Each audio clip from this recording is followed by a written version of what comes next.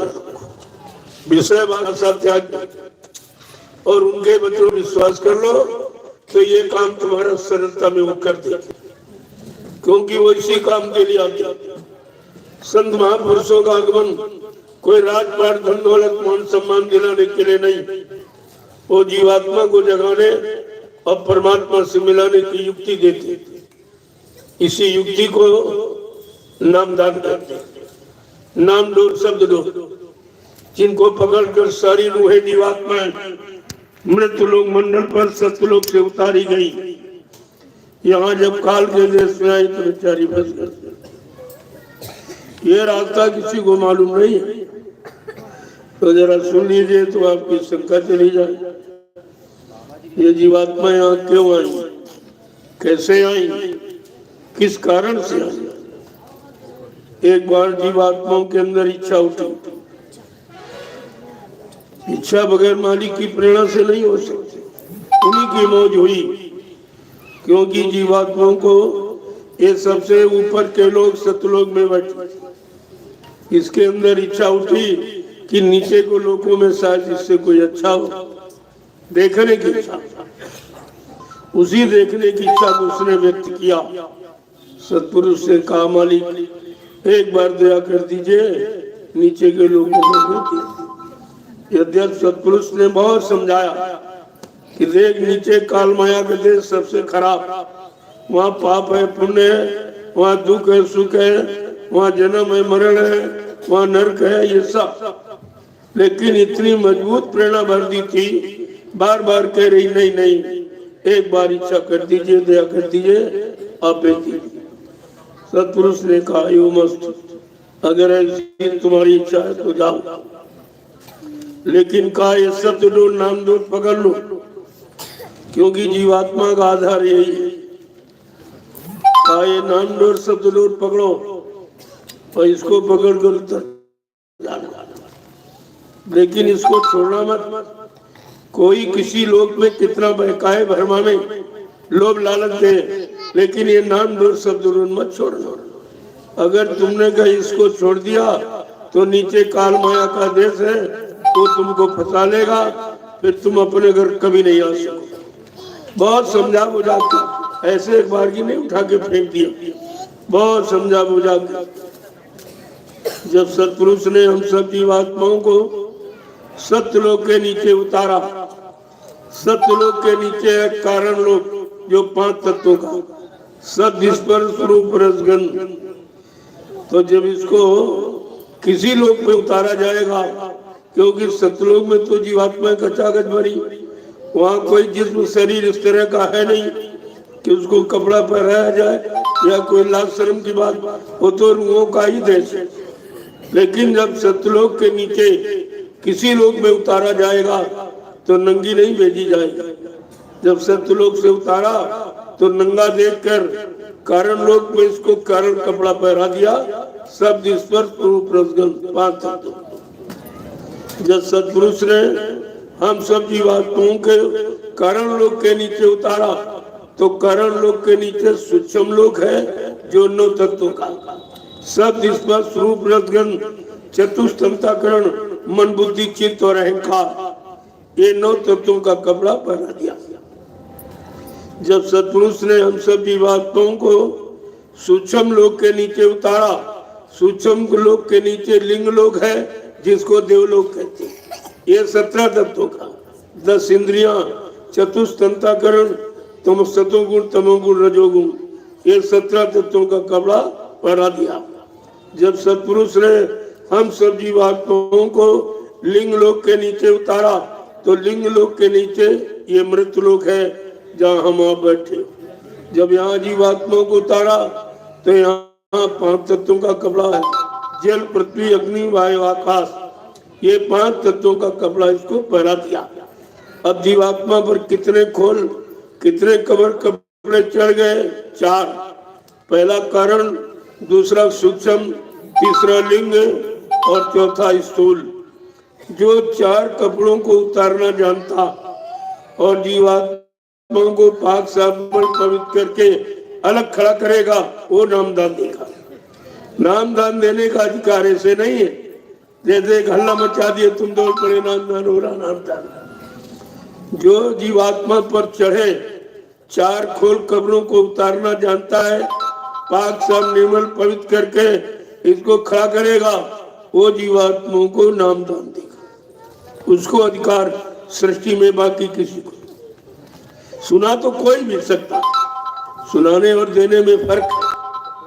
जैसे हम आपको सुनाए कि रसगुल्ला मीठा होता, मुलायम होता, लाल होता, क्या सुन के आप संतुष्ट हो जाओगे? कुछ देर के बाद कहोगे अरे भाई सुनाने सुनाना है, कुछ खिलाने बनाने। ये पाके संतुष्टि होती, कुछ मिल के संतुष्टि होती, कुछ प्राप्त करके संतुष्टि होती। ऐसे सुनने सुनाने और गाने बजाने में नहीं, और सब इसी में फंस गए, सब टेकी बन गए।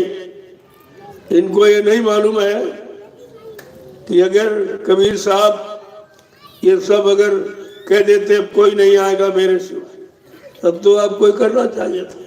ऐसा तो उन्होंने नहीं कहा एक जाएगा दूसरा आएगा, दूसरा जाएगा तीसरा आएगा, तीसरा जाएगा चौथा आएगा। ये आने जाने का सिलसिला ये संतों का ये बंद नहीं होगा जब तक वो मालिक नहीं आ जाएगा।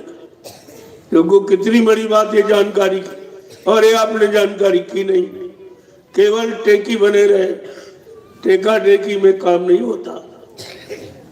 आपको समय की चीज पकड़नी चाहिए, तुम्हें समय का सद्गुरु चाहिए।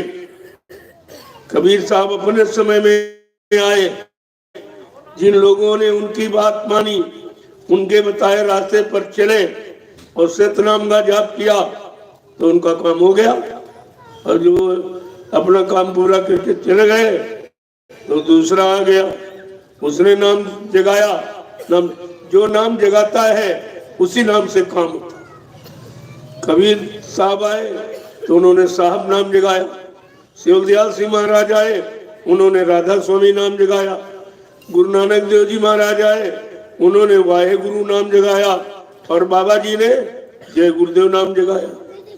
ये जगाए हुए नाम से जीवात्मा जगती है, सुनाए और पढ़ाए नाम से नहीं।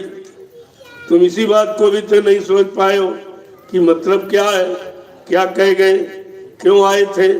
अगर वो आते कह देते नहीं अब कोई नहीं आएगा मेरे सिवा, कोई नहीं आएगा, तब तो आपको इस टेकी में फंसना चाहिए। जो काम करके चले गए उनसे तुम्हारा काम नहीं। हाँ, उनसे रास्ता मिलेगा, विचार आपके बनेंगे, सेवा भाव जगेगा, ये सब होगा, लेकिन तुम्हारी जीवात्मा का कल्याण नहीं होगा। कल्याण तो वक्ते मुर्शिद समय के सतगुरु। इसीलिए गुरुवाणी कहती बने तो सतगुरु से बने, बिगड़े तो भरपूर। ऐ जीवात्मा रूहो, जब कभी तुम्हारी बनेगी तो समय के सतगुरु से बनेगी, नहीं तो बिगड़ जाएगी। और गुरुवाणी ये भी इशारा करके कह रही सतगुरु एक गुरु बहुतेरे। संसार में समय का सतगुरु एक ही आता, 10-20 नहीं आते, और गुरु बहुत आते। इसीलिए आपके शरीर के साथ में सारे गुरुओं की जानकारी दी गई कि प्रथम गुरु पिता और माता जो है रक्त बीज के दाता, दूसर गुरु भई वो दाई जो गर्भवास की मैल छुड़ाई, तीसर गुरु नाम दो धारा लेना नाम जो गाँव पुकारा, चौथा गुरु शिक्षा दीना तब संसारी मार्ग कीना, बचवा गुरु जो दीक्षा दीना राम नाम का सुमरन कीना, छठवां गुरु भरम सब तारा ओंकार से नाता जोड़ा, लेकिन सतवां सतगुर और शब्द लखाया और जहाँ का जीव तहाँ पहुँचाया। ये समय के सतगुरु का काम, ये आपको पकड़ के रखना चाहिए। लेकिन आप सब टेकी बन गए, टेका टेकी में काम बिगड़ गया, जान के तान खड़े रहे, कोई काम जीवात्मा का नहीं हुआ। बाद में आप दोषारोपण करते हो कि हम कबीर साहब के शिष्य से हमारी जीवात्मा क्यों नहीं जगी, परमात्मा से क्यों नहीं मिल पाई। क्या कबीर साहब झूठे थे? झूठे वो नहीं थे, तुम्हारी पकड़ झूठी, तुम्हारा ज्ञान झूठा, तुम्हारी समझ झूठी। जो वो कह गए उसको तो आपने कभी किया नहीं। जिस रास्ते पर चलने के कहा वो रास्ते पर आप नहीं चले। उन्होंने कहा था शाकाहारी रहकर जब तुम नाम की कमाई करोगे इसी मनुष्य मंदिर में बैठकर, ये सच्चा मंदिर है जिसको भगवान ने अपने हाथ से बनाया, क्षितिजल पावक गगन समीरा, पंच तत्व या रचित शरीरा, जल पृथ्वी अग्नि वायु आकाश 5 मसालों को मिलाकर विचित्र कारीगरी से परमात्मा ने ये मनुष्य रूपी मंदिर बना के तैयार कर दिया। और इसी मंदिर में उसने अपनी चेतन मूर्ति जीवात्मा को बैठा दी। उसमें ईंट पत्थर वाले में तो कुछ बैठा नहीं, न कोई जीवात्मा परमात्मा की मूर्ति बैठी है, नकली मंदिर और नकली मूर्ति। हाँ, वो केवल यादगार स्थल है कि यहाँ बैठकर तुम सुमरन करना, ध्यान करना, भजन करना, सत्संग करना, चर्चा करना, इसके लिए ये बाहर में स्थल बनाए गए। लेकिन वो तो आपने किया नहीं, और जो नहीं करना चाहे उसी में फंस गए और महापुरुषों पर दोषारोपण करते हो। तुमको ये कुछ मालूम ही नहीं है कि इंसान ने ये पत्थर वाला बनाया और भगवान ने ये बनाया, ये मनुष्य मंदिर। तो भगवान अपने वाले में रहेगा कि तुम्हारे वाले में, या तुम्हारे वाले ईंट पत्थर में कभी आया था कि आया है कि आएगा? इस पर तो आपने कोई विचार किया नहीं, न किसी संत महापुरुष की शरण में गए और न संत वचनों को आपने सुना, न उनकी कोई शिक्षा आपने मानी, जो उन्होंने नाम का आधार दिया कि नाम की कमाई करो, 24 घंटे 8 घंटे दाम की कमाई। क्यों?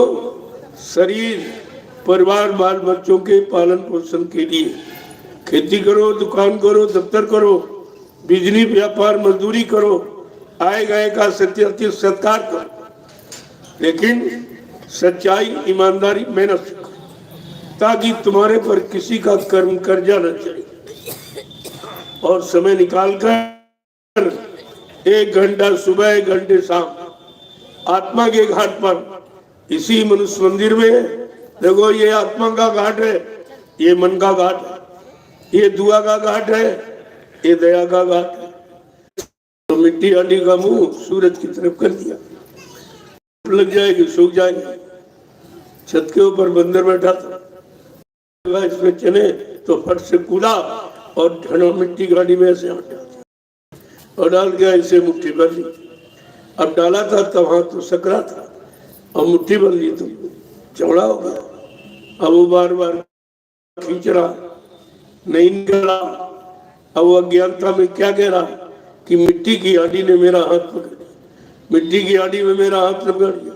ये कभी नहीं समझ रहा कि हमने चने पकड़े। अरे तू चने छोड़ दे, तुमको किसने पकड़ा? इसलिए अगर काल माया के इस नाशवान सामान को जो हम पकड़े हैं, कहते हमको पकड़ा, हमको तुमने पकड़ा है। अगर तुम ये सब छोड़ दो तो तुम्हें कोई यहाँ पकड़ ही नहीं सकता। यही संत महापुरुष बताने के लिए आते हैं। उनका केवल काल माया के देश में आपको काल के सामानों से मुक्त कराना और दयाल का सामान नाम को पकड़ना और पकड़ के अपने घर को चलना। बस इतनी बात आपको समझनी। अगर ये बात समझ में आ जाए तो इसमें देर कितनी लगेगी, लेकिन ये छोड़ना बहुत मुश्किल, क्योंकि कितने युग निकल गए, सतयुग, त्रेता, द्वापर, कलयुग। इसको पकड़े पकड़े तो पकड़ पर जब ज्यादा समय निकल गया तो हम समझते हमारा, और आप कहने लगे ये हमारा, ये हमारा, ये हमारा, ये हमारा। लेकिन ये भूल गए जब यहाँ से चलोगे, अगर तुम्हारा होता तुम्हारे साथ जाता। कितने लोग रोज तुम्हारे परिवार, समाज, मोहल्ले, गांव से जा रहे हैं और रोज आप देख रहे हो, अनुभव कर रहे हो, ये सब खाली जा रहे, कुछ लिए नहीं जा रहा। न जमीन लिए जा रहा, मकान लिए जा रहा, न पद पत्नी, बाल बच्चे, न सोना चांदी, न रुपया पैसा, कुछ नहीं लिए जा रहा है। तो ये तो खाली जा रहा है। और ये भूल जाते हो कि एक दिन तुमको भी जाना है। तो जब ये सबकी स्थिति है तो तुम्हारी क्या कोई अलग होगी?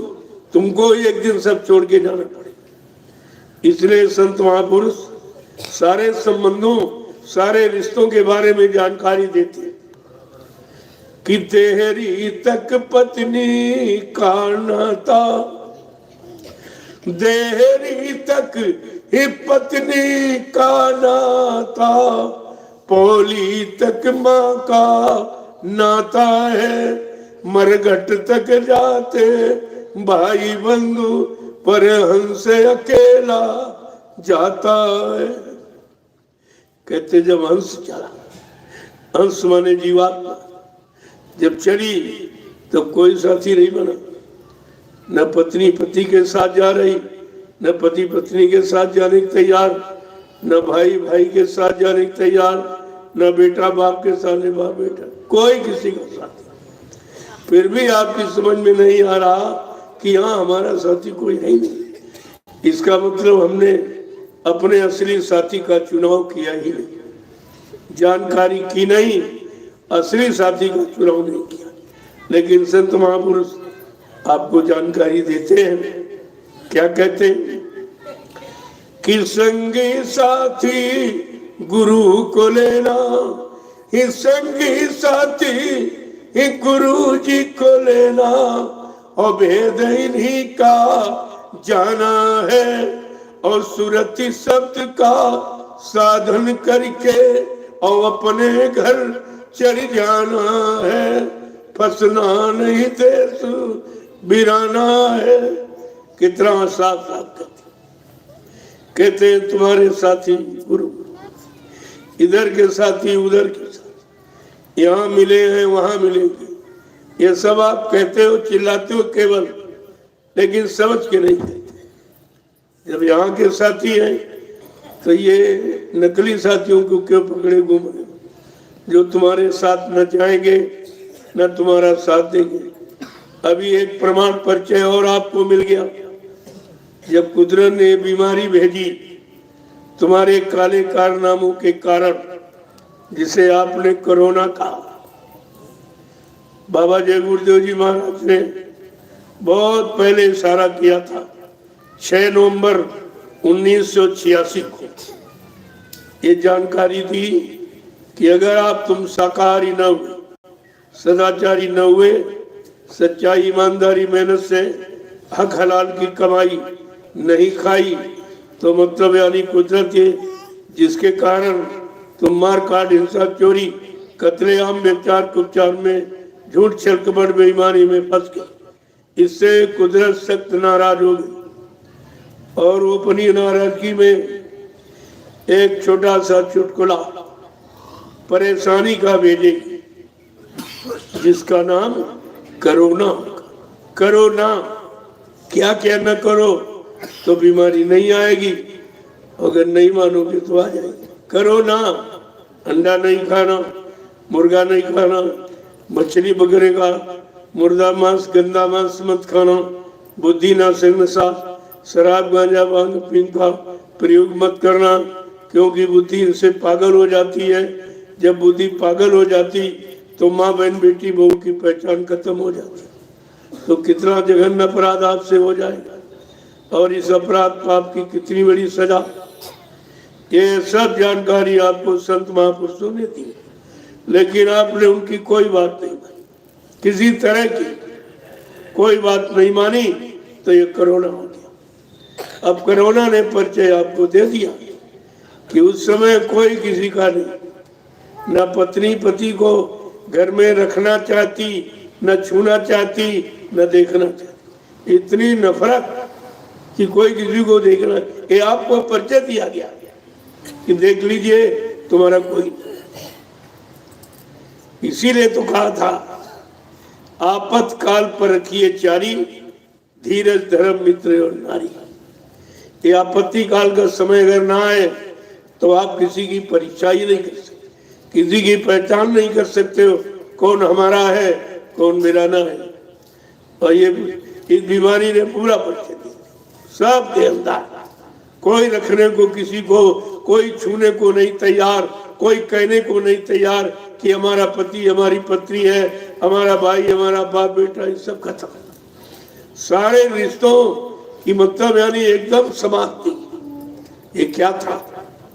ये कुदरत ने आपको एक तमाचा मारा ज्ञान का, तो देख तेरा कोई नहीं। तो अभी तक कहता था पत्नी हमारी है, पति हमारा है, बेटा हमारा है, भाई हमारा, बाप हमारा है, ये है वो, और अब तेरा कोई नहीं। एक तमाचा पड़ा कुदरत का तो सब अकल ठिकाने हो गई। किसी की समझ में नहीं आया और सबने इनकार कर दिया और सबको नफरत हो गई एक दूसरे से। बाबा जय गुरुदेव जी महाराज ने तब से बराबर आपको ये जानकारी दे रहे हैं, आप सपरिवार शाकाहारी हो जाइए। ये आपको करना पड़ेगा, आज नहीं तो कल। बिना इसके तुम्हें अपने पारिवारिक जीवन में, सामाजिक जीवन में, व्यवहारिक जीवन में कोई सुख शांति मिलने वाली नहीं। तुम कितना ही प्रयास कर लो, कितना कमा लो, कितना इकट्ठा कर लो, लेकिन तुम संतुष्ट नहीं हो सकते हो, यानी शांति नहीं मिल सकती आपको। इसलिए संत महापुरुष कितने पहले से इशारा करते कि अच्छे सच्चे काम में आ जाओ, अच्छाई सच्चाई को पकड़ लो, अच्छे सच्चे रास्ते पर चलने लगो तो तुमको सुख शांति मिल जाए, जीवन का भी आनंद मिल जाए और इसी में इस जीवन को चेतन का रूप देने वाली चेतन जीवात्मा को भी शांति मिल जाए। ये दोनों काम आपके हो जाए। लेकिन आपका तो एक भी काम नहीं, कोई भी काम आपका, क्योंकि आप तो सुनते, केवल कान तो सुनते, तुम्हारा मन नहीं स्वीकार करता। कितने दिनों से सत्संग बाबा जय गुरुदेव महाराज तो जुलाई 1952 से 2012, 60 साल का समय समझाने में, जगाने में, चिताने में। इतना समय किसी संत ने इस भारत भूमि पर जो आए, इतना समय जीवों के लिए किसी ने नहीं दिया।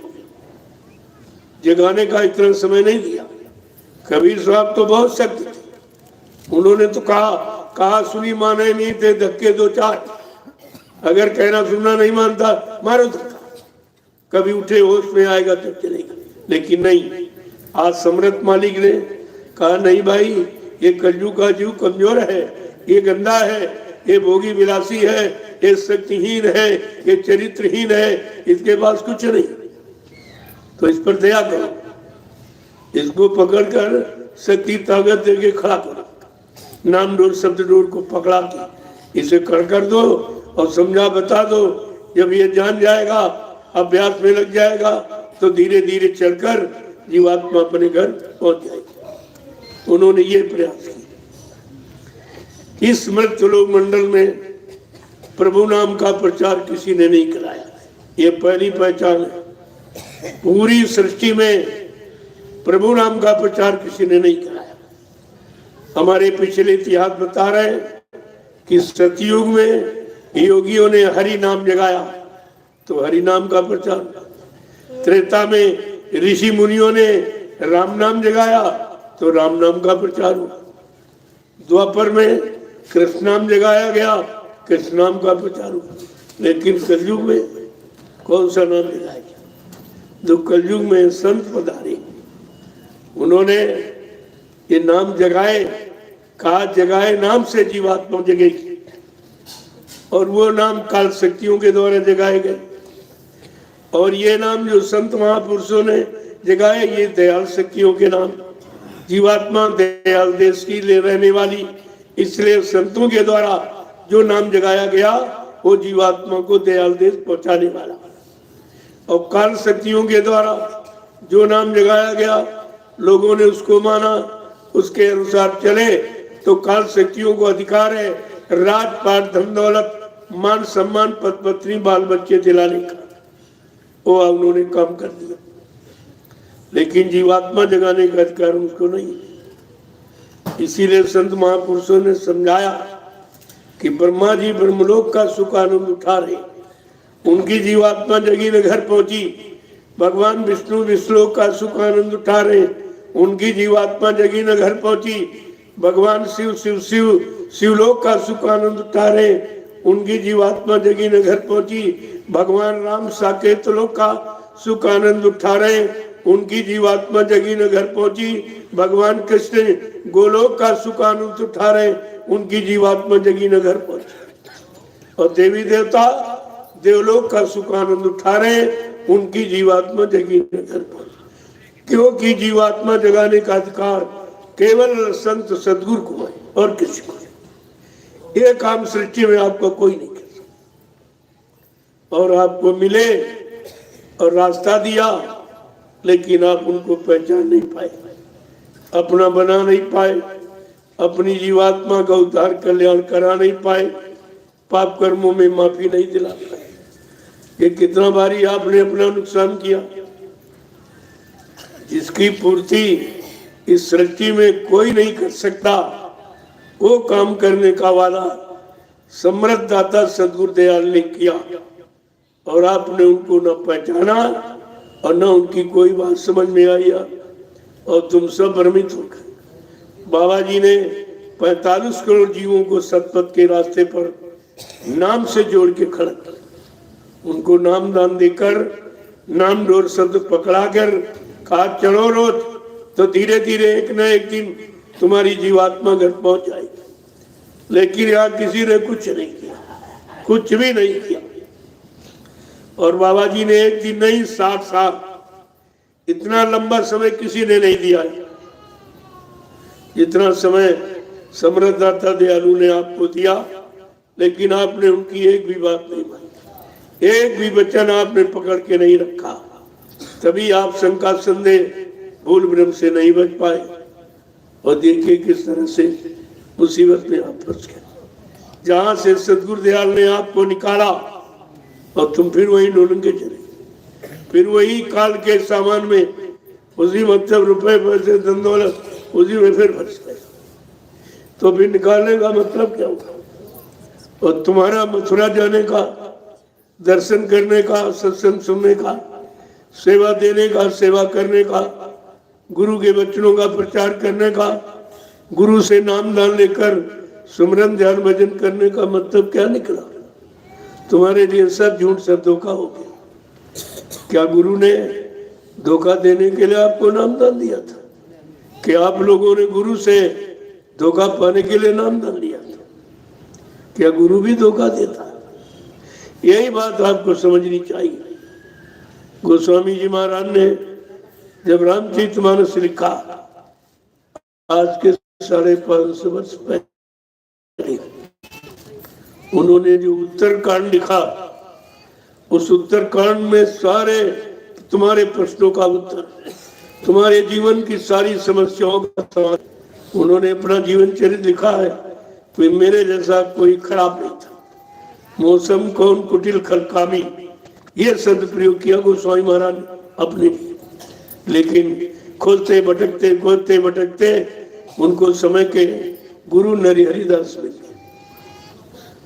मिल गए। उन्होंने नाम दान दे दिया, नाम की युक्ति दे दी, बस वो नाम की कमाई में लग गए। क्योंकि इधर तो देख चुके थे सर, संसार की काल की माया की मार खा चुके थे, तो जुट गए थे। गुरु की दया हो गई, उनका काम बन गया। जब काम बन गया तो सोचा कि हमने तो बड़ी मेहनत परिश्रम से पाया, चलो कलयुग के जीवों के लिए कोई सहूलियत कर दे। तब उन्होंने रामचरितमानस को लिख के रखा कि इसको अपने जीवन में उतारते रहना, तो तुमको किसी चीज की कमी नहीं, ना भौतिक ना आध्यात्मिक, दोनों, ना नूरानी ना जिस्मानी, ये दोनों चीजें आपको मिल जाएंगी अगर इसको तुम ध्यान में रखोगे, इसके अनुसार अपने जीवन को चलाओगे, तो ये तुम्हारा सब काम बन जाएगा। तो लोग पढ़ते रहे, भागते रहे, सुनाते रहे, लेकिन किया कराया किसी ने नहीं, किया क्या? तो बातचीत सुनने से काम थोड़ी बनेगा, काम तो करने से बनता। और यहाँ सब बातें ज्ञानी होगी, बाँच के दूसरों को सुनाते, अपने मन को नहीं कभी सुनाया, अपने मन को नहीं समझाया। ये दूसरों के समझाने में सारा समय खराब करते। अरे पहले अपने को समझाओ, जब तुम समझ जाओगे तुम्हारी बात सबकी समझ में आ जाएगी। अगर तुमने नहीं समझा और केवल कहने में लग गए, न तुम्हारा काम होगा, जो तुमसे सुनेंगे उनका भी काम है। गोस्वामी जी महाराज कहा, ऐसा सुनाने वाले के लिए क्या कहा? अंधा गुरु और बहरा चेला और होए नरक में ठेली ठेला। गुरु अंधा यानी गुरु की जीवात्मा की दिव्य आंख नहीं खुली। जब खुली नहीं तो ऊपर के मंडलों का कोई ज्ञान नहीं, कोई देखा नहीं उसने, तो शिष्य को क्या बताएगा? जब उसने खुद नहीं देखा तो शिष्य को क्या बताएगा? ये सब जानकारी आपको रखनी चाहिए थी, तो धोखा नहीं होता। कलयुग में कबीर साहब से लेकर हजारों संत आए और सबने आपको रास्ता बताया और आपने किसी की बात नहीं मानी। जब गुरु की बात कलयुग के जीव भूल गए, संतों का बात भूल गए, सदगुरुओं की बात भूल गए, तब ये परम संत सच्चा अनामी महाप्रभु मानव चोला धारण करके इस मृतलोक मंडल पर आना पड़ा। जीवात्माओं को जगाने के लिए, परमात्मा से मिलाने के लिए, काल माया के देश में कर्मों के जाल से निकालने के लिए, जन्म मरण से छुटकारा दिलाने के लिए तब आना पड़ा। और आकर के आवाज लगाई। ऐसी आवाज किसी संत ने नहीं लगाई। बाबा जी ने क्या आवाज लगाई कि जीव बेचारा कहीं शंका में न रह जाए, तो उन्होंने अपने जीवों को शंका से अलग करने के लिए अपना परिचय दिया कि हम आए वही देश से जहां तुम्हारा धाम, तुम सबको घर पहुंचाना एक हमारा काम। जय गुरुदेव। देखो कितनी बड़ी जानकारी। इस मृतलोक मंडल में मेरे आने का एक ही कारण है कि तुम्हारी जीवात्मा को जगा दूं और घर पहुंचा दूं। गुरु कह रहा हम तुम्हारी जीवात्मा को घर पहुंचाएंगे, यहाँ चेलों ने गुरु को पहले ही पहुंचा दिया। पहले ये देखिए, यानी गुरु को झूठा कह दिया, वादा खिलाफी करने वाला कह दिया। जबकि संतों के बारे में क्या लिखा? संत बचन पलटत नहीं, पलट जात ब्रह्मांड। चाहे ब्रह्म अपनी ब्रह्मांड की रचना में तब्दीली बदलाव क्यों न कर दे, जो संत कहेंगे वो करके दिखाएंगे। संतों की जवान दस्तावेज होती, जिसको आप यूनिवर्सल ट्रूथ कहते हो। अकाट सत्य कोई नहीं काट सकता, कोई काट नहीं सकता। संत दरस जीव पातक टरई। संतों के दर्शन मात्र से अनेक जन्मों के पाप टूट जाते हैं। वो कितना बड़ा लाभ उनके दर्शन का, उनके स्पर्श का और उनकी दया का। जो सेवा में लगा दे, कोई छोटी मोटी सेवा तुम्हारे कर्मों के अनुसार दे दे, तुम्हें तो मालूम नहीं है तुम्हारे कर्म किस सेवा से खत्म होंगे, लेकिन उन्हें तो सब पता है कि कौन से कर्म से कौन सी सेवा का कर्जा अदा होता।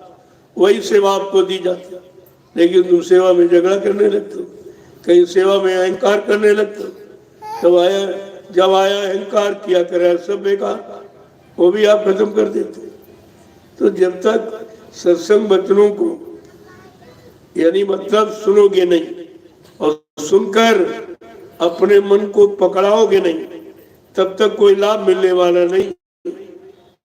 ये तो कान का स्वभाव सुनने का, वो अच्छा भी सुन लेते हो, बुरा भी सुन लेते, वो उनका स्वभाव। लेकिन अगर मन को नहीं पकड़ाया तो सुनने का कोई लाभ नहीं। और मन के लिए ही सत्संग सुना जाता कि मन ये ठीक हो जाए, मन ये अनुरागी है, ये बैरागी बन जाए। इसी को बैरागी बनाने के लिए ये संत महापुरुषों ने अपने अनमोल वचनों को प्रसारित किया और कहा जल्दी से इन वचनों को जीवन में उतारो, जीवन का असली लाभ प्राप्त कर लो कि परमात्मा ने ये मनुष्यबंदी, इस पर विचार करना चाहिए। गोस्वामी जी महाराज बार बार समझाते हैं कि तू अहंकार मत करे कि तुझको अब की बार मिल गया फिर मिल जाएगा। कि कबहू ककारी करुणा नरी देही और देते से बिन हेतु स्नेही। कभी कभी करुणा निधान कृपया दया मेहरबानी करके ये मानव अनमोल मंदिर हमें आपको दे देते, अवसर चांस मौका कि जाओ अब की बार इस मनुष्य शरीर में जीवात्मा को परमात्मा से मिलने का अधिकार है, लेकिन परमात्मा से जीवात्मा को मिलाने वाले संत महात्माओं की तलाश करो, वो मिलाएंगे। यहाँ ज्ञानी ध्यानी, यहाँ विज्ञानी नहीं मिला सकता, यहाँ ऋषि मुनि नहीं मिला पाए, योगी योगेश्वर नहीं मिला पाए, अवतारी शक्तियां जिनको भगवान का वो भी नहीं मिला। इसलिए सब बातों को समझना आपको। पहले काल और दयाल को समझो। ये काल नगरी है, ये काल माया का देश है। यहाँ तुम्हारा कुछ पराये देश में, पराई हुकूमत में, पराई व्यवस्था में आप मनमानी नहीं कर सकते, उसके अनुसार आपको रहना पड़ेगा। इसलिए काल माया के देश को संत महापुरुष चाहे तो एकदम नष्ट व्यस्त कर सकते, लेकिन नहीं, वो किसी की व्यवस्था में बाधा नहीं डालते। और धीरज से इसी में काल को भनक भी नहीं पड़ेगी, उसको नाराजगी भी नहीं होगी, और धीरज से अपनी जीवात्मा को निकाल काल के काम सारी शरीर से करते हुए, ताकि काल ये न कहे मेरी व्यवस्था बिगाड़ दे। तभी तो आपको साधु नहीं बनाया गया, साधुता धारण कराई जाती, साधु बना नहीं जाता। साधु कोई भेष नहीं है, साधुता एक विचार है। जिसने तन मन वचन इंद्री सबको साध लिया है, जो शाकाहारी सदाचारी ब्रह्मचारी, उसको साधु कहते हैं। ये साधु की पहचान है। और तुम्हारे यहाँ दाढ़ी बाल, लाल पीला सफेद कपड़ा पहन लिया साधु बन गए, छापा तिलक जने चंदन बन साधु। अरे ये तो भेष है, ये तो शरीर के ऊपर का जो ये कवर है चमड़े का, 5 तत्व का, ये जीवात्मा के रहने का मकान है। ये कवर है जीवात्मा का, और तुम कवर को दिन रात सजाते रहते हो। इसी को खिलाने में, पिलाने में, सजाने में सारा समय तुम्हारा चला गया। जो असली काम करना चाहिए उससे आप दूर रहे, क्योंकि असली बात वो बताएंगे जिसने असलियत को जाना, जो काल की असलियत और दयाल दोनों की असलियत को जानता, कि काल क्या है और दयाल क्या है, काल का काम क्या है, दयाल का काम क्या। काल का काम फंसाने का, दयाल का काम निकालने का। अब आप फंसाने वाला सामान मांग रहे हो कि निकलने वाला? यहाँ भी सब वही मांग रहे, ये दे दीजिए, बच्चा दे दिए, बेटा दे दिए, शादी करा दीजिए, ब्याह करा दीजिए, धंधा चल जाए, व्यापार चल जाए, नौकरी मिल जाए, सब वही काल के सामान को मांगते हो जो तुम्हारा है नहीं। अरे पराये सामान को मांगोगे तो क्या वो तुम्हारा हो जाएगा या तुम्हारे अंत समय में काम आएगा? कभी इस पर तुमने विचार ही नहीं किया। आप अपनी असली चीज क्यों नहीं मांगते कि हमको दया चाहिए, हमारी जीवात्मा का कल्याण हो जाए, हम ये चाहते, बाकी हम कुछ नहीं, हमें काल माया का कोई सामान नहीं चाहिए। तो ऐसे तो विचार कोई बिरले साधक भी होते जो चाह गई चिंता मिटी, मनुआ बेपरवाह, जिनको कछु न चाहिए वो सहन के साथ। जो बादशाहों के बादशाह हैं उनको यहाँ का कुछ नहीं चाहिए। वो जानते हैं ये काल माया का सामान, ये पराया सामान है, ये हमारे साथ जाएगा नहीं, न जाने देगी, वो यहीं पर छीन लेगी, सब छीन लेगी, कुछ नहीं। सारा जीवन दूसरे के सामान को रखाने में, बनाने में हमने पूरा जीवन लगा दिया, और ये तुम्हारे काम आने वाला है। अगर इतनी बात समझ में आ जाए तो यही तो सत्संग है, सत्य संग। अरे जिस दिन तुम सत्य का संग कर लो, संग सत्य को पकड़ लो, बस सत्संग हो गया। और करना ही क्या? अब उसको पकड़ाने के लिए, उसको समझाने के लिए कितना समय, कितने प्रमाण, कितने उदाहरण आपको दिए जाते हैं। जब कबीर साहब आए तो जीवों को जगाने लगे, काल को बड़ी चिंता हुई। कहते रहे आप ये क्या कर रहे? मैंने कितनी मेहनत परिश्रम से अखंड तपस्या सत्पुरुष की और उसने एवं मस्त कह के हमको ये सुरतो जीवात्माओं का भंडार दे दिया, और आप कहते ले जाएंगे वो जगह। तो कबीर साहब ने कहा, तुझे जब भंडार दिया था तो ये भी तो कहा था सत्पुरुष ने कि मेरी एक संत सूरत, एक संत बोध मृत्यु लोक मंडल पर आता जाता रहेगा, जीवों को जगाता रहेगा, घर पहुंचाता रहेगा, तुम्हारी कोई दखलंदाजी नहीं होगी। कहा हाँ ये तो कहा था। तो काल कह रहा अच्छा ये बताओ, कबीर साहब से पूछ रहा है अच्छा ये बताओ आप कैसे ले जाओगे? तो कबीर साहब कहते 5 नाम के द्वारा, 5 नाम के द्वारा। तो ये सुनकर काल बड़ी जोर से हंसा, कहते तुम्हारे 5 नाम की आशा और हमारे यहाँ 84 फांसा, हमारे पास तो 4 खान 84 लाख, ये फंसाओ, ये फंसाने के साधन, और तुम्हारे 5 नाम क्या करेंगे? कबीर साहब कहते अरे मूर्ख, तुझे नहीं मालूम तेरी सारी 84 मेरे एक नाम में सिमट जाएगी। जो पहला नाम वो काल भगवान का है, इसी में तेरी सारी 84 सिमट जाएगी। फिर उसने कहा अच्छा ये बताओ, जो मैंने 2 लोहिया जाल बनाए, लोहे के समान मजबूत जाल, उनको तुम्हारा साधक भी नहीं तोड़ पाएगा न छोड़ पाएगा। तो धीरज से फुसला के कबीर साहब ने पूछ लिया भाई वो तेरे कौन से जाल है? कहा एक दौलत का, एक औरत, ये 2 जाल ऐसे हमने बनाए, इनको कोई कभी इनकार नहीं करेगा। लेकिन कबीर साहब ने फिर नहीं बताया, अरे अभी तो एक ही नाम की बात की है, अभी 4 नाम बाकी पड़े, वो क्या करेंगे? कहने का मतलब ये सब वार्तालाप हुआ। शुरू में आने में जो पहले आया, एक नई व्यवस्था और नया काम लेके, उसको कितनी परेशानी उठानी होगी, पड़ी होगी उनको, क्योंकि यहाँ 3 युगों से फंसा जीव एक बार की कैसे निकलेगा? तो कबीर साहब को कितनी मेहनत करनी। तो वो पूछ रहे कबीर साहब कि हे काल भगवान, तू हमको ये बता, तूने धोखे का दरबार क्यों लगाया?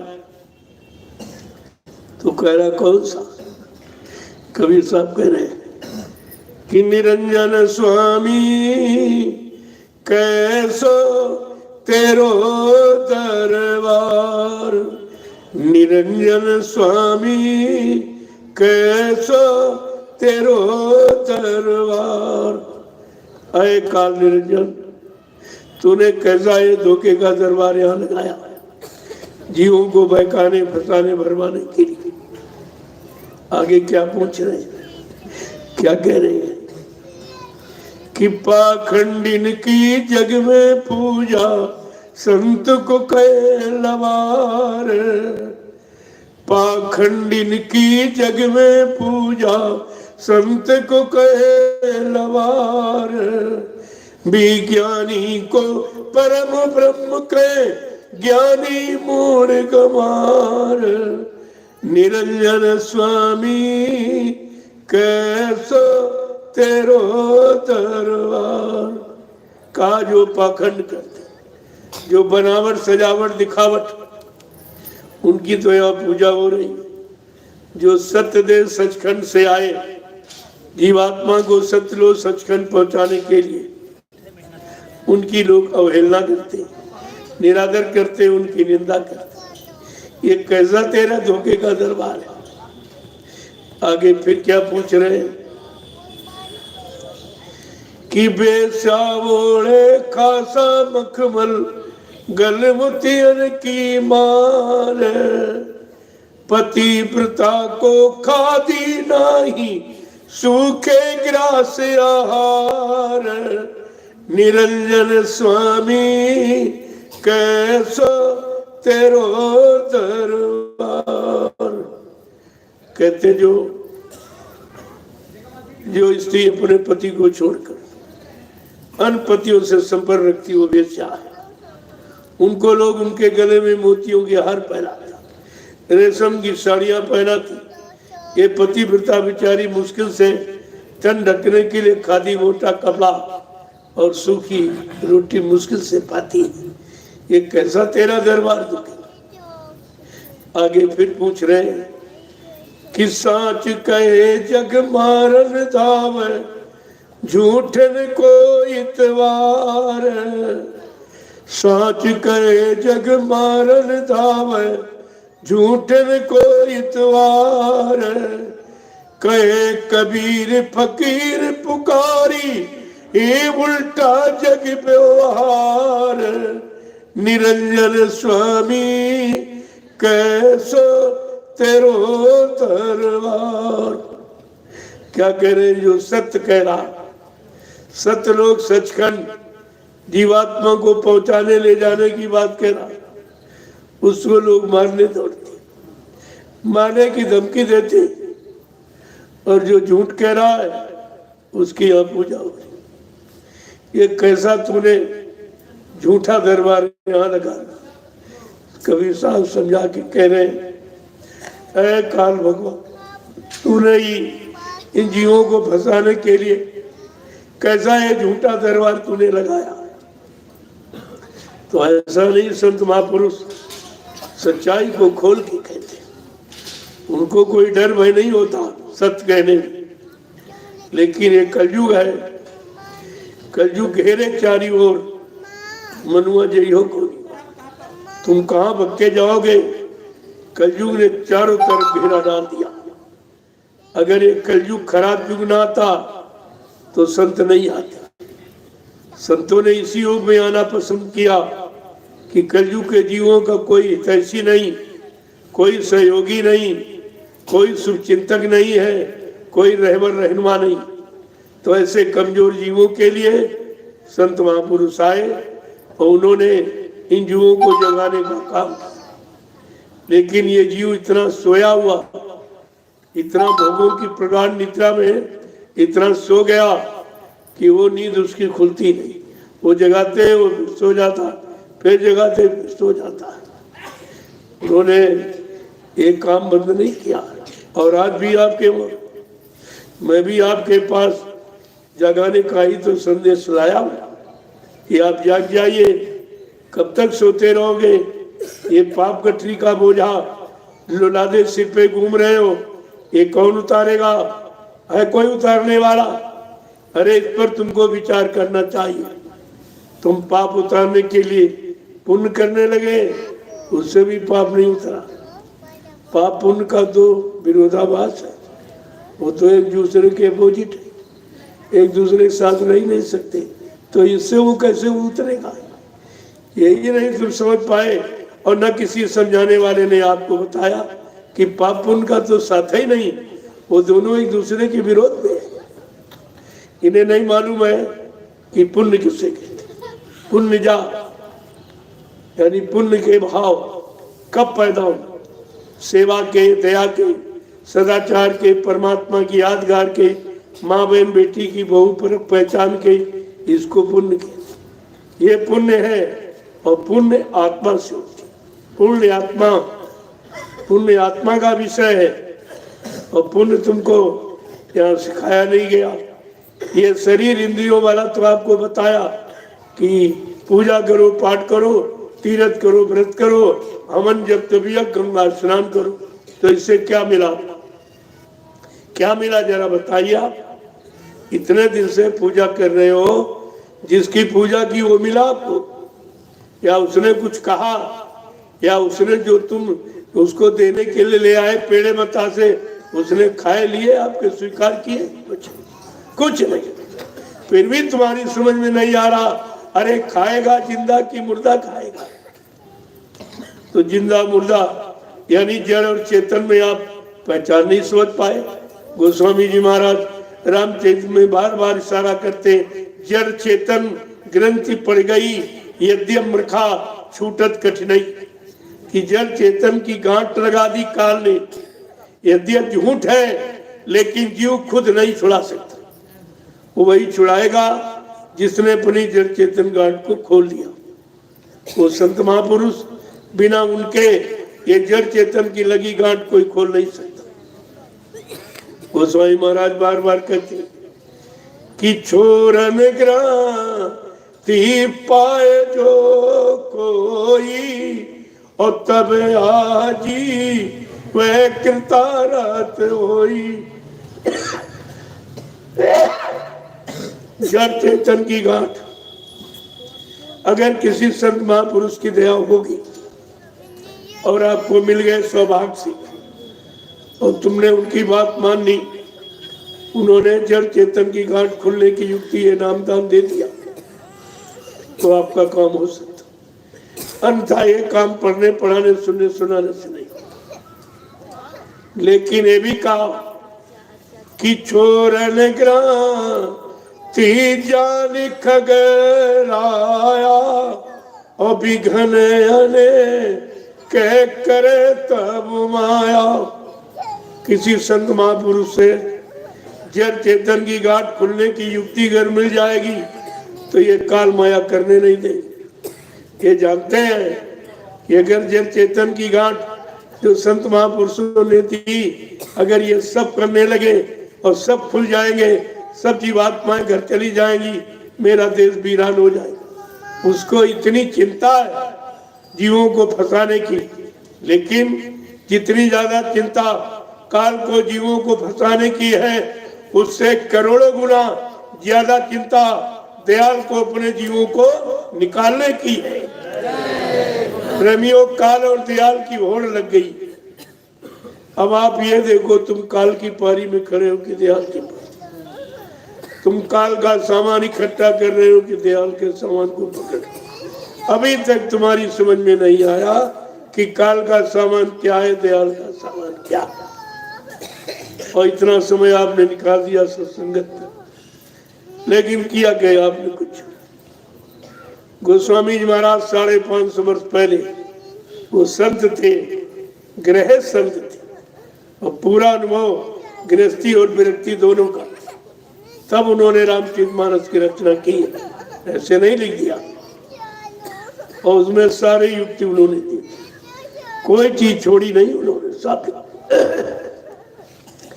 सारी नीतियों का भंडार, राजनीति, धर्म नीति, न्याय नीति, सत्य नीति, प्रेम नीति, सब भक्त।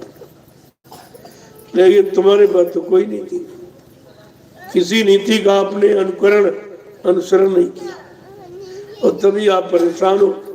तभी आपका आज पारिवारिक जीवन, सामाजिक जीवन, व्यवहारिक जीवन सब कष्ट में, सब दुख में, तकलीफ में, लड़ाई झगड़े में, दैवी प्रकोपों में, दुर्घटनाओं में, अकाल मौतों में चला गया।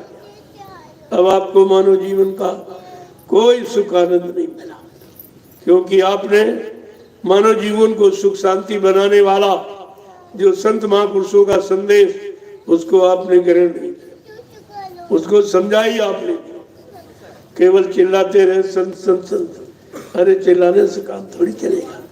संत किसे कहते हैं? संत कोई दाढ़ी बाल का नाम नहीं, कोई लाल पीले सफेद कपड़े पहनने वाले का नाम संत नहीं, कोई जमीन जायदाद घेरने वाला, कोई मठ मंदिर बनाने वाले का नाम नहीं। संत जिसने काम क्रोध लोभ मोह अहंकार का अंत कर दिया हो, उसको संत कहते। और इस काल माया के अंत देश से अपनी जीवात्मा को जगाकर वो उदार सतलोक पहुंचा चुका हो, उसको संत कहते। प्रेमियों, ये संत की पहचान है, परिभाषा। लेकिन आपने तो कभी जानने की इच्छा की। मैं एक बार कबीर साहब का जो संत कबीर नगर में जो समाधि बनी हुई है, एक बार लोगों ने इसी तरह हमारा कार्यक्रम रखा 5 दिन का। जब मैं पहुंचा तो देखा कि कबीर साहब की समाधि एक तरफ मुसलमान बैठा, कि हिंदू बैठा। अन्य भाई, ये दुविधापूर्ण, ये कैसी दुविधा? संत तो एक रस होते, एक ये नहीं, सर्वदेशी, सर्वहितैषी, सरकारदर्शी, दूरदर्शी होते। उनके यहाँ जात पात का मतभेद कोई नहीं होता। तुम यहाँ कैसा ये मतभेद बनाए हो? इधर मुसलमान बैठा, उधर हिंदू बैठा, क्या मतलब है? कहा ऐसा है कि हम भी मानते, हम भी। अरे भाई, मानने का मतलब मतभेद है। मानने का मतलब जो हम सब एक चीज को मानते हैं तो सबको एक ही जगह होना चाहिए, एक ही रास्ते में होना चाहिए। आप तो ये मतभेद कर रहे हैं कैसे? तो कहने लगे हमें बताया गया। हमने कहा नहीं, तो गलत रहा कुछ। जब शरीर सपना छोड़ा, उनको कोई मार नहीं सकता, अपनी इच्छा से आते जाते रहते। संतों का आना अपनी इच्छा से और जाना भी अपनी इच्छा से। जिस काम के लिए आते हैं जब तक वो काम पूरा नहीं होता तब तक शरीर को जाते छोड़ के नहीं जाते। जब कबीर साहब का काम पूरा हो गया, जब जाने लगे तो उन्होंने बुला के सबको बैठाला और उनके सबसे प्रिय शिष्य धर्मदास जी थे जो छत्तीसगढ़ के महाराजा थे। तो उन्होंने कबीर साहब ने कहा, देखो मैं तो जा रहा हूं, मेरा एक अनुभव आप लिख लीजिए। कहा लिखो, हंसा घबराइयो मत, हम फिर आवेंगे। कहा तू चिंता मत कर, मैं कहीं जाऊंगा नहीं, मैं केवल चोला बदल देता हूं, ये पुराना कपड़ा हो गया तो नया पहन लिया, इस तरीके से मैं फिर आ जाऊंगा। लेकिन जब मैं अब की बार आऊंगा उसकी तुम पहचान ली लो। और धर्मदास जी कहते आप आओगे तो हम पहचानेंगे कैसे, हमको तो इसी शरीर की पहचान है। कहा मेरी पहचान लिख लो। कबीर साहब बोलते गए, धर्मदास जी लिखते गए, हंसा घबराइयो मत, हम फिर आवेंगे। काशी धाम मुक्ति का नाका, ता हम यज्ञ करावेंगे। कहा जब अब की बार आऊंगा मानो चोले में, तो काशी जो नगरी है वहां पर मैं एक साकेत महायज्ञ करूंगा। तुम समझ लेना मैं आ गया हूँ। बाबा जय गुरुदेव जी महाराज ने 25 फरवरी सन 1979 को काशी में साकेत महायज्ञ को किया है और कबीर की पहली वाणी को सिद्ध कर दिया। एक आधा भविष्यवाणी करता, दूसरा आके उसे समाधान करता है। देखो किस तरह से आगे कह रहे हैं, काशी धाम मुक्ति का ना कहा, ता हम यज्ञ करावेंगे। कोटिन जीवों को त्रास देख हम डूबत हंस बचावेंगे। जब करोड़ों जीव काल के गाल में चले जाएंगे, मैं इनको बचाने के लिए समय से एक संदेश दूंगा, एक संदेश दूंगा समय से, उनको निकालने का संदेश। देखिए बड़े साफ शब्दों में है। अब आप समझ लो कि कबीर साहब ने क्या कहा और आप क्या कर रहे हो, क्या मान रहे हो। ये वचन किसी के अंदर है, किसी ने पहचान करने की कोशिश की कि कबीर साहब तो ये कह गए धर्मदास जी से कि हंसा घबराइयो मत, हम फिर आवेंगे। काशी धाम मुक्त का ना का, ता हम यज्ञ करावेंगे। कोटिन जीव को त्रास देख हम डूबत हंस बचावेंगे। तो ये बात तो आपने सुनी पड़ी नहीं, कभी जानकारी करने की कोशिश भी नहीं की कि कबीर साहब ने अंत समय में धर्मदास जी से क्या कहा और उसकी पूर्ति उन्होंने कब की, ये भी जानकारी आपको रखनी चाहिए। लेकिन कुछ नहीं, तुम्हारी समझ में नहीं है। तो धर्मदास जी बार बार जीवों की शंका समाधान के लिए प्रश्न करते हैं कि साहब जब आप होगे तो मैं किस नाम से आप प्रचार करोगे, हम कैसे पहचानेंगे कि आप ही आ गए। तो कबीर साहब कह रहे गुरु नाम का डंका लेके हम शब्द का ढोल बजावेंगे। हंसा घबराइयो मत, हम फिर आवेंगे। मैं गुरु नाम से प्रचार करूंगा और शब्द का ज्ञान देकर जीवात्माओं को जगाऊंगा। मैं दो नाम वर्णात्मक और ध्वन्यात्मक, जय गुरुदेव वर्णात्मक नाम के द्वारा देश दुनिया में गुरु का प्रचार करूंगा और 5 नाम की ध्वनि सुनाकर जीवात्मा को जगा के उसके घर पहुंचाऊंगा। कहा मैं ये दोनों काम करने हूं और आपकी समझ में कुछ नहीं आया। ये दोनों काम हो रहे हैं, दोनों कामों का काम हो रहा और तुम एक का भी नहीं समझ पा रहे, क्योंकि तुम टेका टेकी में फंस गए। तुमने समय की आवाज को, समय की वाणी को, समय के शब्द को आपने नहीं पकड़ा कि उन्होंने धर्मदास जी से क्या कहा। तो मतलब यानी कहने का मतलब ये है हमें वचनों पर ध्यान देना चाहिए। वचन ही हमें शंका संदेह भूल भ्रम से बचाएंगे और कोई रास्ता नहीं है जो तुम्हें यानी मतलब बचा सके। और सब भूल गए बेचारे, कुछ भी समझ में नहीं आया इनका। कोटिन जीव को त्रास देख हम डूबत हंस बचाएंगे, करोड़ों जीवों को काल के गाल में जाता देखकर मैं नाम दान की बरसात कर दूंगा। ये पहला रिकॉर्ड है सृष्टि में। कबीर साहब से लेकर हजारों संत आए, लेकिन नामदान किसी ने लाउड स्पीकर लगा के नहीं दिया। ये पहले महापुरुष जिन्होंने देखा ये सारे जीव काल के गाल में जा रहे हैं, अगर एक एक कान में नामदान दूंगा तब तक तो ये काल के गाल में चले जाएंगे। तो उन्होंने ये नाम की बरसात लाउड स्पीकर लगाकर एक बार में करोड़ों लोगों को नामदान दे दिया। ये है बचाने की युक्ति, लेकिन नहीं आप समझ पाए, क्योंकि आपने बचनों पर ध्यान नहीं दिया। अगर ध्यान देते तो ये सब समझ में तुम्हारे आ जाता, वही क्या हो रहा, क्यों हो रहा, क्यों किया जा रहा। तो सारा वेद तो आपके सामने खोल के कहा, और आज वही किया जा रहा जो कबीर साहब ने कहा। तुम्हें यह सोचना चाहिए कबीर साहब की वाणी कहाँ पर प्रसारित हो रही है, उनकी वाणी को कौन सुन रहा, कौन मान रहा, उनके बताए रास्ते पर कौन चल रहा, इसकी जानकारी आपको करनी चाहिए। कुछ नहीं आप कह दो कर बैठ गए अंदर, ये तो जेल समझ के आपने बैठ गए। तुम्हें बैठने की जरूरत नहीं थी, तुमको अपने जीवात्मा के कल्याण के लिए ये फिक्र करने की जरूरत थी कि हमारी जीवात्मा का कल्याण कैसे होगा।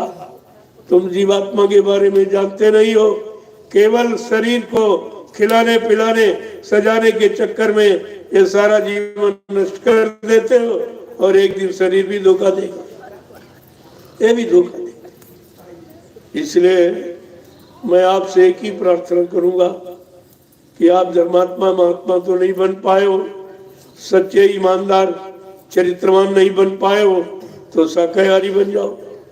इसमें कौन सी आप, कबीर साहब ने तो यहाँ तक कहा था मांस मछलियाँ खाते हैं, सुरा पान से हेत तेल नर नर कह जाएंगे माता पिता समेत, मीन मास जो करे आहारा 64 जन्म गिद्दे उतारा। ये कबीर वाणी है। अगर आप उनकी बात मान लेते तो उनको आए लगभग 750 वर्ष हो गए। इतने दिनों में तो सब लोग जाग जाते, इस गंदे खान पान से सब लोग अलग हो जाते, बीमारियां तुम्हारे पास नहीं आती, क्योंकि बीमारियों को आपने बुलाया है। बीमारी गंदे खान पान गंदे कर्मों से आती, और तुम दोनों काम कर रहे हो खान पान भी गंदा कर रहे हो और कर्म भी गंदे कर रहे हो, तो ये बीमारी जाने वाली नहीं है। अभी तो एक चुटकुला बीमारी ने तुम्हारे लिए छोड़ा था, कोरोना नाम, करोड़ों चले गए एक ही झटके में, और किसी ने कुछ नहीं कर पाया। न कोई प्रधानमंत्री राष्ट्रपति मुख्यमंत्री तुम्हारी समान रक्षा हिफाजत कर पाया, न कोई डॉक्टर वैद हकीम कर पाया, न कोई दवाओं ने कर पाया। यानी कहीं से तुमको राहत शांति नहीं मिली, तुम फिर भी नहीं जानते हो ये कुदरत की नाराजगी। और कुदरत की नाराजगी केवल संत महापुरुष खत्म कर सकते, और किसी को नहीं मालूम कि कुदरत क्यों नाराज है, किस कारण नाराज है, उसकी नाराजगी कैसे खत्म होगी, वो केवल संत महापुरुष जानते हैं। बाबा जय गुरुदेव जी महाराज ने कहा कि भाई कुदरत तुम्हारे काले कारनामों से नाराज हो गई, मैंने उससे प्रार्थना की है, अरे भाई अभी थोड़ा सा रुक जाओ, मैं अपने बच्चों को सारे हिंदुस्तान में शाकाहार का संदेश देने के लिए भेजे देता हूँ। जब लोग मेरे शाकाहार संदेश को न सुने, न माने, न अपनाए, फिर तुम्हारी जो इच्छा मैं वो करना। जब लोग नहीं माने और सरकारों ने भी खुला ऐलान कर दिया मुर्गा काटो, बकरा काटो, मछली काटो, अंडा फोड़ो, इसके लिए लाइसेंस और परमिट बनाना शुरू कर दिया, तो इससे बड़ा अपराध पाप क्या हो सकता। यथा राजा तथा प्रजा, धर्मी राजा धर्मी प्रजा।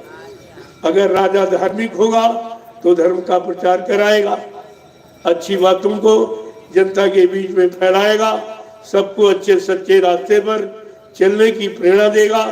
लेकिन अगर राजा गलत है तो फिर जनता को सुख नहीं मिल सकता। और बाबा जी ने ऐलान करके कहा, जोर लगा ले अहले जमाने, कब तक जोर लगाएगा, जग में जय गुरुदेव का झंडा लहर लहर लहराएगा। जय गुरुदेव। ये गुरु नाम का झंडा, ये सब का। और गुरु तो हर युग में रहा, लेकिन जब गुरु के आगे जय, पीछे देव लगा दिया गया, तुम शंका में हो गए कि जय गुरुदेव नाम कहाँ से। अरे गुरु तो बीच में बैठा है, जय तो ये शिष्टाचार है, जय राम जय कृष्ण जय सबके आगे पीछे लगाता है। और देव जो तुमको सब कुछ दे, बदले में कुछ न ले, उसको कहते हैं देवता। ऐसे कौन से देवता है जो आपको सब कुछ देते, बदले में कुछ नहीं लेते। पहला ये धरती देवता, आप बैठे कोई किराया मांग नहीं आपसे। कितने बुरे कर्म पाप कर्म सब इसी पर करते हो, गंदगी फैलाते हो, लेकिन धरती मां कभी बदले की भावना नहीं। ये है कि पहला देवता है जो हमारा आधार है। अगर धरती न होती, हम आप कहाँ पैदा होते, कहाँ रहते, ही काम करते आप। दूसरा है सूर्य देवता, सूरज पूरब में निकलता पश्चिम में डूबता, जब तक धरती पर रहता आपको प्रकाश देता है, और बदले में एक पैसा भी आपसे नहीं लेता, कोई नहीं लेता बदले। तीसरा चंद्र देवता, चंद्रमा पूरी रात प्रकाश देता, ठंडक, और सबसे आवश्यक जो हमारी जीवन शक्ति है, ऑक्सीजन प्रदान करता, जो यहाँ कोई आपको फ्री नहीं दे सकता। देखिए आप।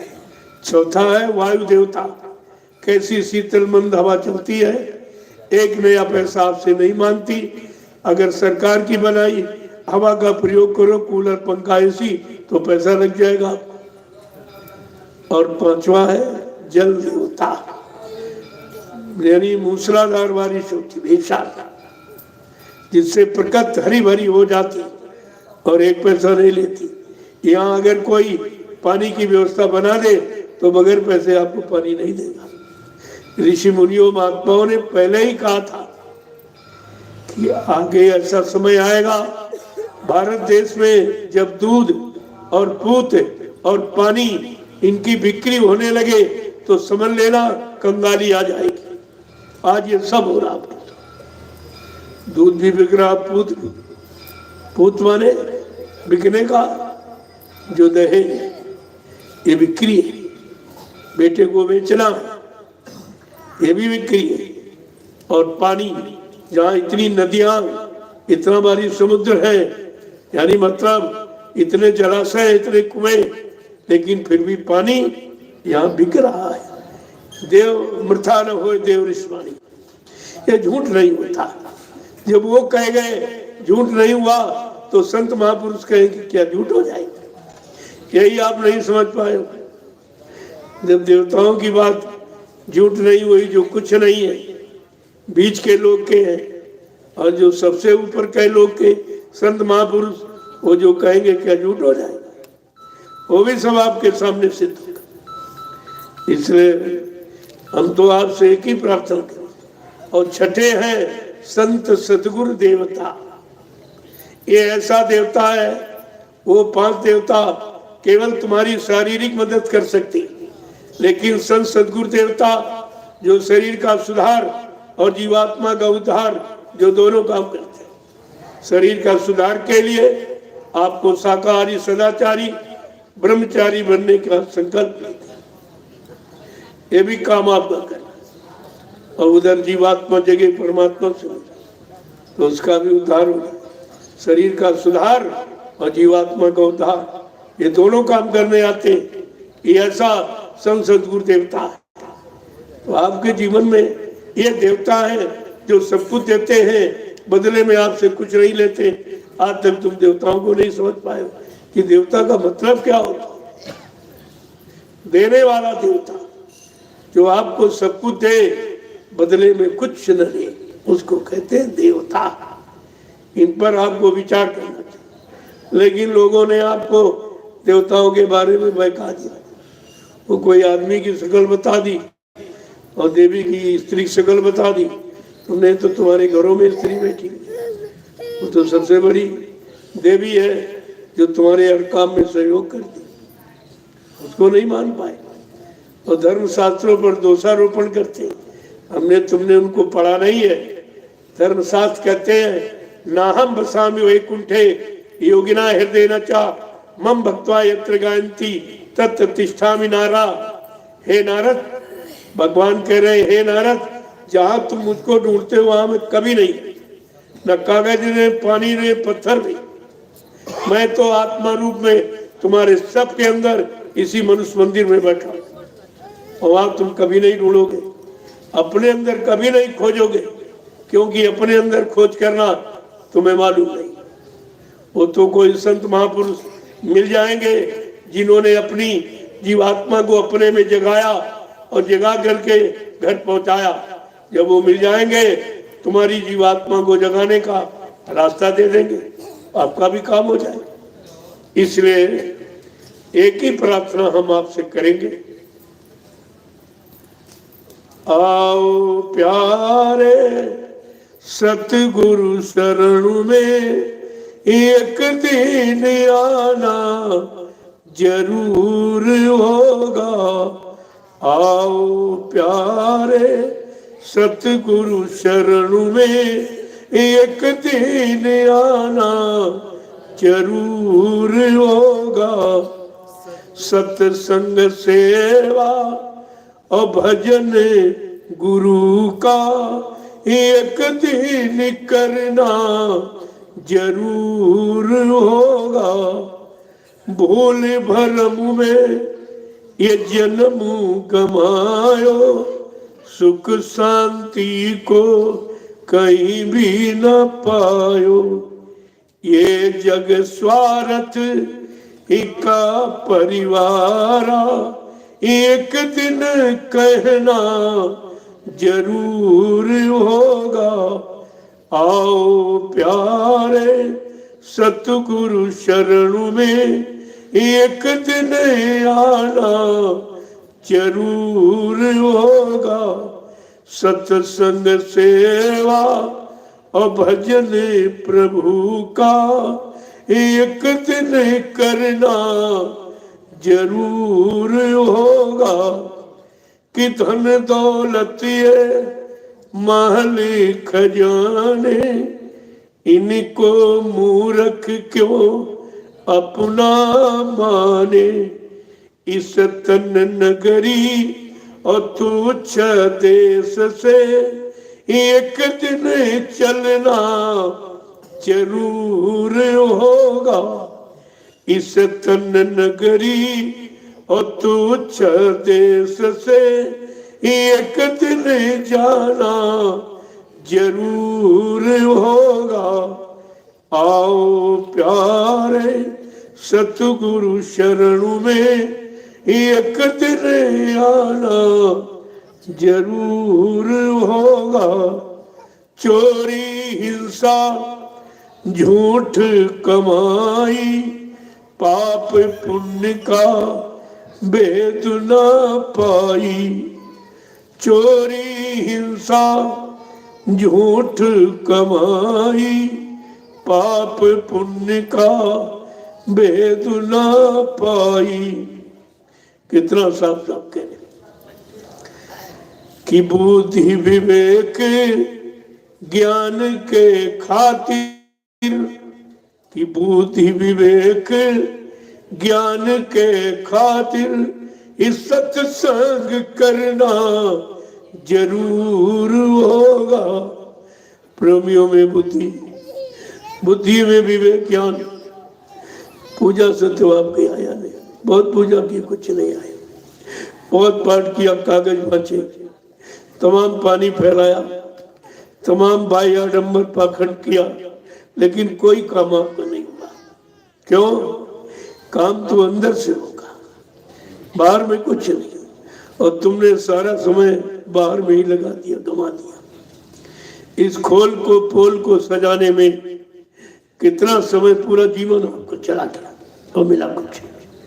संत महापुरुष क्या कहते हैं कि अगर बुद्धि में विवेक ज्ञान लाना चाहते हो तो यहाँ सत्संग के सिवा कोई दूसरा उपाय नहीं। गोस्वामी महाराज ने क्या लिखा कि बिन सत्संग विवेक न होई, और राम कृपा बिन सुलभो न सोई। कि सठ सुधर ही सत इस संगत पाई, और पारस परसी कुदा तो सुहाई। कितना साफ साफ बता रहे।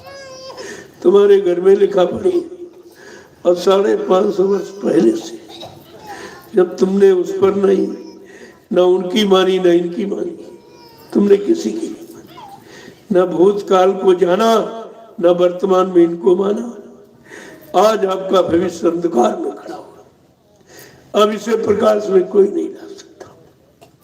तो क्या कह रहे हैं कि बुद्धि विवेक ज्ञान के खातिर इस सत्संग करना जरूर होगा।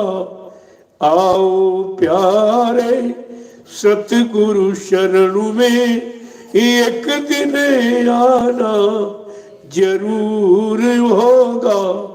और सत्संग सेवा और भजन गुरु का एक दिन करना जरूर होगा।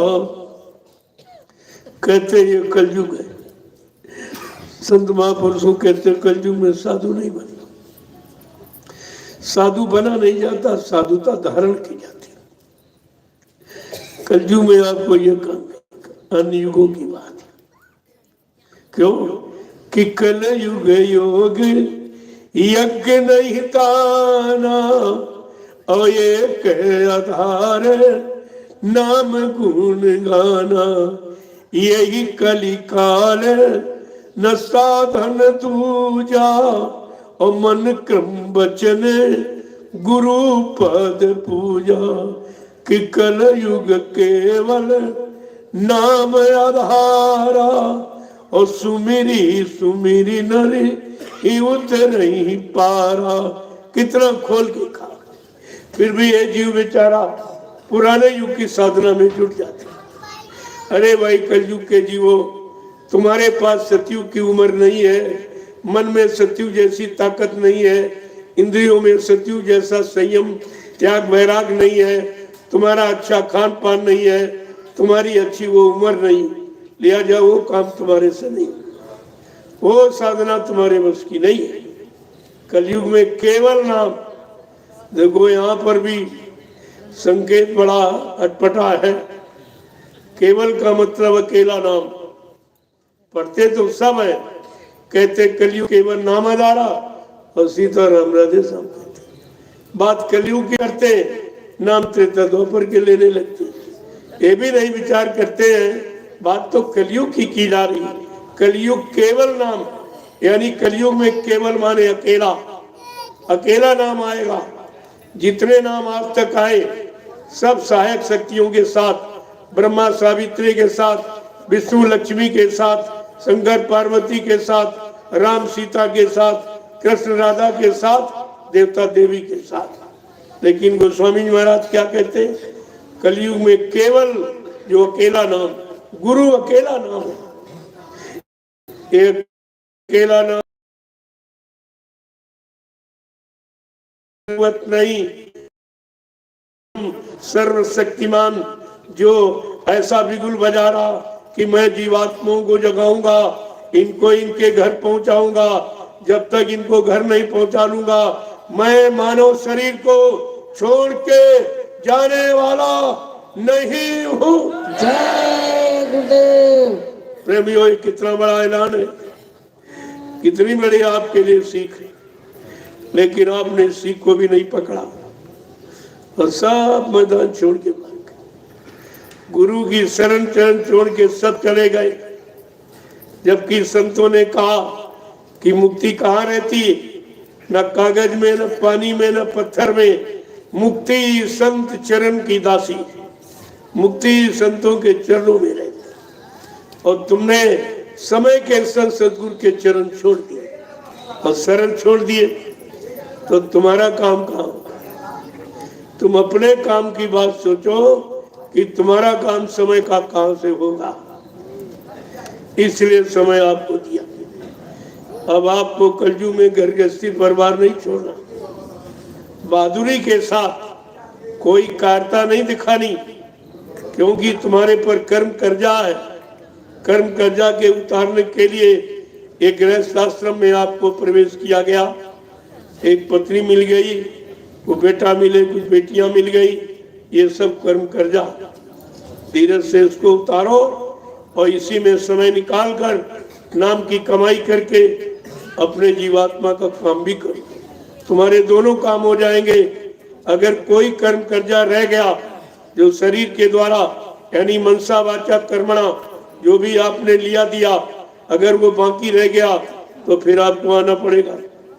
इसलिए संत महापुरुष दोबारा ना आ पाए, ना आना पड़े, एक ही जन्म में तुम्हारा सब पूरा कराया जा रहा है। कहा एक जन्म में पूरा तो हो जाएगा, लेकिन कुछ महंगा पड़ेगा, अनंतों जन्मों का कर्जा है।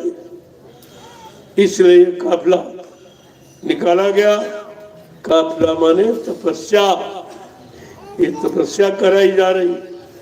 ये सर्दियों में जो भाग दौड़ आप कर रहे हो, ये छोटा काम नहीं, आज के युग में कोई नहीं करे, ये किसी के बस की बात नहीं है। ये है तपस्या कलयुग की। आपको समझना चाहिए कि आप भजन तो कर नहीं सकते हो, लेकिन पीछे दौड़ सकते हो, पीछे चल सकते हो। अगर पीछे दौड़ना और चलना समझ लिया तो हमेशा की भाग दौड़ तुम्हारी खत्म हो जाएगी। फिर काल माया के देश में ये भाग दौड़ आपको नहीं करना पड़ेगा। इसलिए ये सब काम किया जा रहा है। देखो कितना बड़ा लाभ है।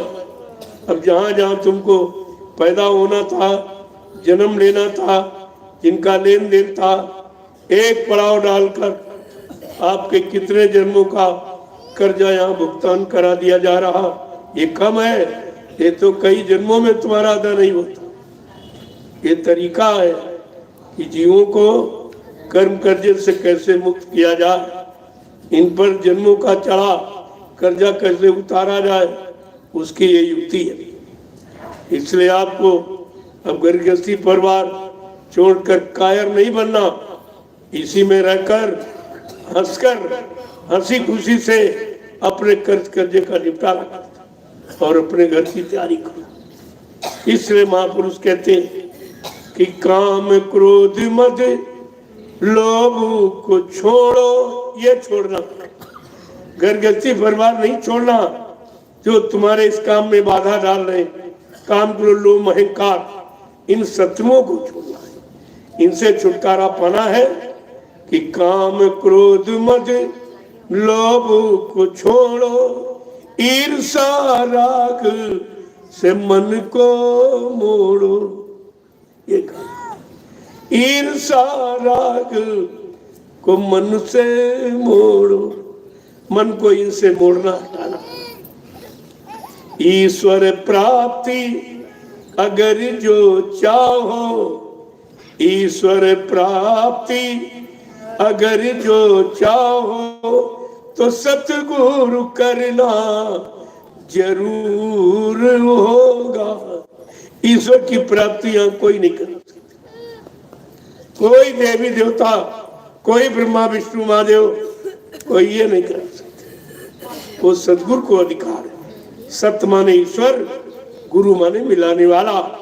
जो ईश्वर ब्रह्म पार ब्रह्म महाकाल सत्पुरुष से मिलाए, दर्शन दीदार कराए, प्रेमियों उसको समय का सतगुरु कहते हैं, उसकी जरूरत है।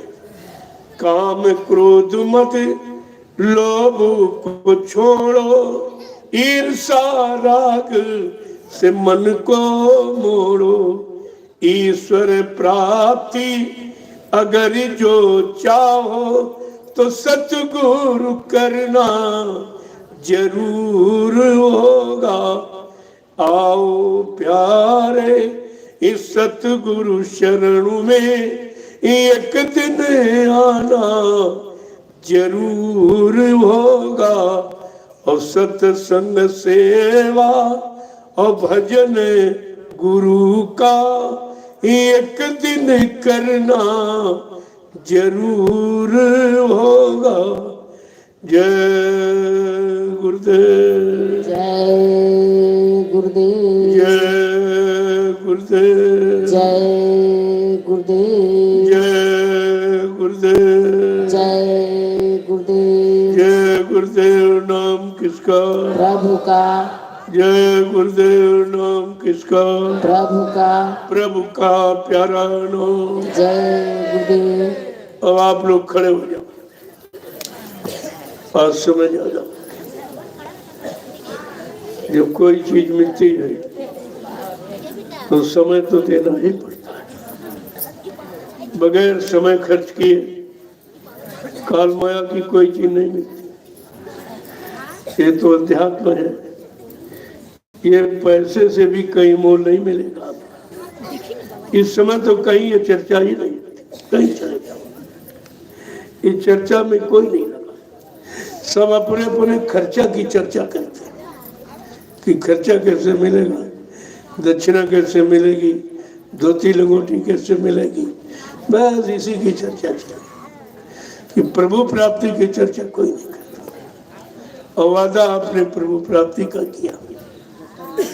रामचरितमानस उत्तरकांड क्या कह रहा है? जब जीवात्मा मां के गर्भ में, तो वादा क्या उसने किया? ये कभी याद करते हो कि आपकी जीवात्मा ने क्या वादा किया और किस नाम से किया? बड़े साफ शब्दों में लिखा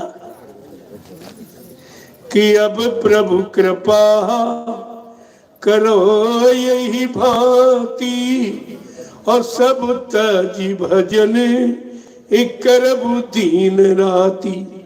महापुरुषों का और हम क्या करने लगे, क्या करना था, क्या लागे करन, वो यही अचंबा बात। अब आप इस महाप्रसाद को ले लीजिए जो आपको कोई नहीं देगा और कहीं नहीं, उसे आप ले लीजिए। अभी मैंने आपको परिचय दिया कि आपके सोनपुर में अभी घूम घूम गलियों में पुकार लगा के दरवाजे दरवाजे ये प्रसाद लोगों को बुला के दिया गया कि आज तक तुमको किसी ने बुला के प्रसाद दिया? तुम्हारी हमदर्दी, तुम्हारी चिंता, तुम्हारी मुसीबत, बीमारियों को देखकर कोई निकला, कोई तुम्हारे पास आया, किसी ने तुम्हारी मदद की? ये सब सामने आपके हो रहा। इसको आप देखिए पहले। जिनको आपने चंदा नोट बोल दिया, न कोई नेता आया, और जिन्हें आपने दान दक्षिणा धोती रोटी लंगोटी दी, न कोई महात्मा आया। ये तो काम आपका किसी ने नहीं किया और न कोई कर सकता। ये किसी के बस की बात नहीं है। मैं सब करके दिखा रहा हूँ। मैं भाषण स्पीच प्रवचन करने नहीं आया। मैं आपको सत्य की जानकारी देने और आपका काम कैसे हो और परेशानी मुसीबत बीमारियां कैसे जाएं, मैं उसकी सूचना लेके आया। जय गुरुदेव, जय गुरुदेव, जय गुरुदेव, जय गुरुदेव। जय गुरुदेव नाम किसका? प्रभु का प्यारा नाम। जय गुरुदेव। सतयुग कौन लाएंगे, जय गुरुदेव। कलयुग कौन भगाएंगे, जय गुरुदेव। विश्व में सुख शांति कौन लाएंगे, जय गुरुदेव। जन जन में प्रेम कौन लाएंगे। जय गुरुदेव। प्रेमियों, ये काम होगा। ये जो काम कहीं नहीं हो रहा और कोई नहीं कर रहा, वो काम करके दिखाया जाएगा। एक अच्छे सच्चे चरित्रवान समाज का निर्माण, ये उसकी स्थापना होने जा रही है। और आपको निकलकर इस अच्छे सच्चे ईमानदार चरित्रवान समाज के निर्माण में, अगर आप भारत के सच्चे नागरिक हो, तो आपको सहयोग करना चाहिए। विचारों का सहयोग, अच्छे विचारों का। जय गुरुदेव। जय गुरुदेव। अब आप लाइन से खड़े हो जाओ। एक लाइन महिला, एक पुरुष। ये हमारी मर्यादा, आज मर्यादा समाप्त हो गई है तो हम सब परेशानी में चले गए। तो और ये महाप्रसाद देखो, हमको कुछ नहीं चाहिए। अब आप मानते नहीं हो कि नहीं, हमारे पास समय नहीं, गरीब परिवार बाल बच्चों को छोड़कर मैं आपके साथ इस परमार्थी कार्य के लिए, सेवा, देश की सेवा, समाज की सेवा के लिए कैसे निकलूं? तो कहते हो हमारा 1 रुपया 2 रुपया 10 50 रुपए ले लो, इसी काम में लगा देना। हमने अगर ऐसी तुम्हारी कोई इच्छा है सेवा भाव की, वैसे हमको नहीं चाहिए, मैं क्या करूं? मेरे तो कोई भी बच्चा है नहीं जिसके लिए मैं आपसे झूठ बोलूंगा या संचय करूंगा या आपको धोखा दूंगा। मेरा कोई बैंक बैलेंस खाता नहीं, जो है सब खुली किताब आपके सामने। ये कपड़े आप लोग दे देते तो पहन लेता हूँ।